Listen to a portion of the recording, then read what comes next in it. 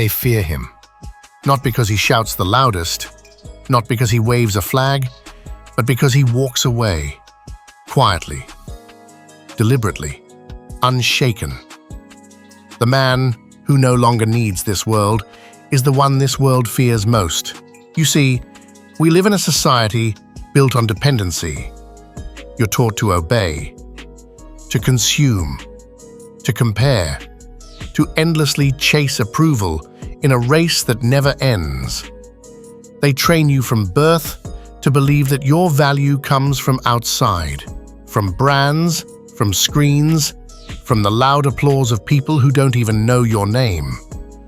But what happens when a man stops chasing? When a man refuses to kneel to the god of validation? That man becomes dangerous. Because you can't control someone who doesn't crave your approval. You can't manipulate a man who doesn't need your money. You can't cancel someone who no longer worships at the altar of acceptance. This man, he sees the illusion. He recognizes the trap hidden in the convenience. He knows the food is poisoned. He knows the feed is fake.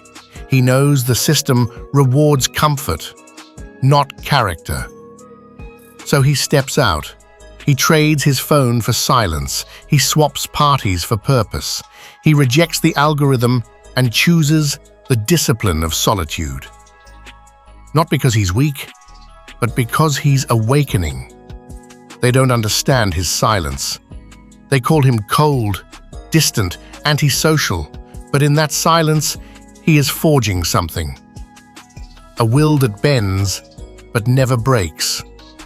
A mind sharp enough to cut through lies.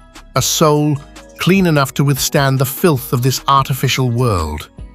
He's not addicted to dopamine. He's addicted to discipline. While the world scrolls endlessly, he studies. He trains. He builds.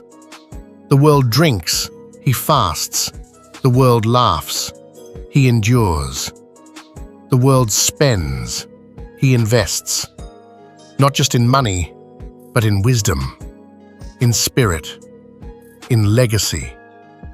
He understands something most never will. True freedom is not found in luxury, but in detachment. And the more he lets go, the stronger he becomes. He doesn't wear chains, not physical, not digital, not mental. He isn't programmed by the news. He doesn't dance for likes.